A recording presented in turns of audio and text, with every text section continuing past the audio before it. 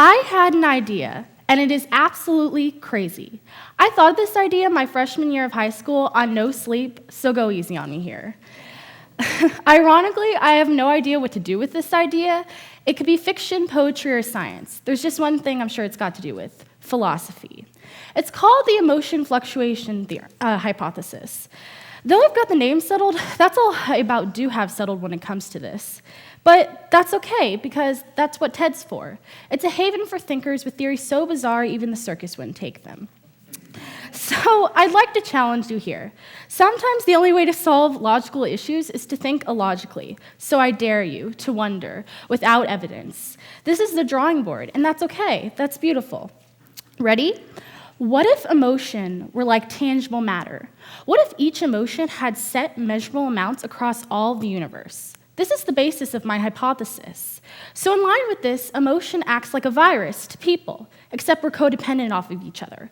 We both, so to speak, feed off of each other with the nutrients we gain from emotion being some sort of life, and the nutrients emotion gains from us is our soul's reaction to them attaching themselves to us. So after this, I thought of this notion that emotion would tend to fester where its nutrients lies in the galaxy. In other words, where any life forms exist in all of reality. So if we could somehow map out a blueprint of emotions where it gathers in space, if it even has currents, we could have direct coordinates to where any sort of life is located in all of reality. We would not only be able to know where life is, but where life is possible in our galaxy. All right, let's get back to reality here. I'm assuming you're questioning this, and that's great, that's the point. You're probably wondering about the events we assume cause emotion. You're probably thinking about the tears and the gallon of ice cream you eat after a bad day at work or a bad date or when a loved one passes away. Our brain tends to correlate these sorts of events as the reason we feel emotion. My hypothesis does have an explanation for this. Perhaps reality, whatever you believe to be running things, or our own cognitive imagination has conjured up these events as an explanation for emotion that would have happened anyway. So after this, I noticed that this proposal provided logical reasoning to several mental health disorders nowadays. It allocates an explanation for human conditions that seemingly occur for no logical reason other than a chemical imbalance in the brain or past memories. Disorders such as manic depression, schizophrenia, and anxiety are just a few of the conditions that could be occurring because our brain or reality malfunctioned in creating events for us to associate with this emotion that would have infested us anyway.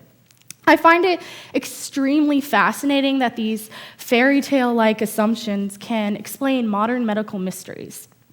So after this, I decided to put these two ideas together, and I thought, what if by tracking currents or surges of emotion, this theoretical blueprint of all of emotion, all of reality, we could predict when these events of explanation would occur. Using this, we can not only predict what we're going to feel, we could predict the future. And if we somehow prevented or mended one of these events, we could change it. We might still feel the emotion that comes along with this event, but we will nonetheless be able to have some control on the events we perceive to affect our world.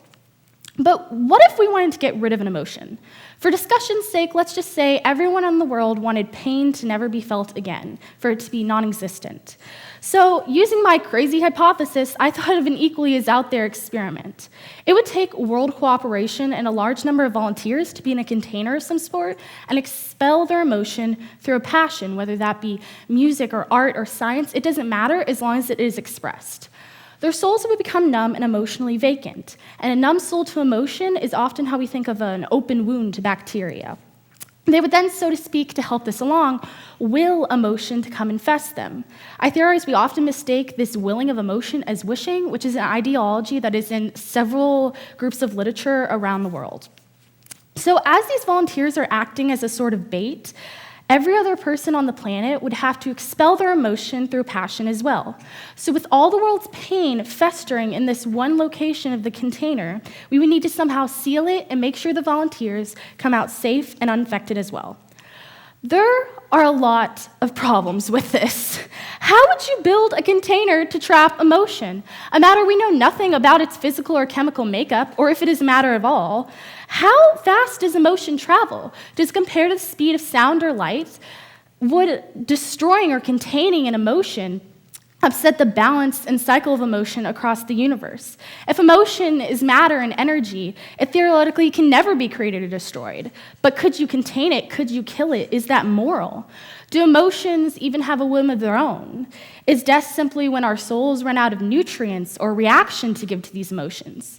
Do emotions die by this fate as well? Is that how you get rid of them? Is that murder? As you can hear, I have a billion questions and no solid answers, just suggestions and theories. This could all be gibberish. This could break several really well-established scientific rules. Yet, even if you take this as a joke, if I made you laugh or you were happy for at least a second, then I've done some good.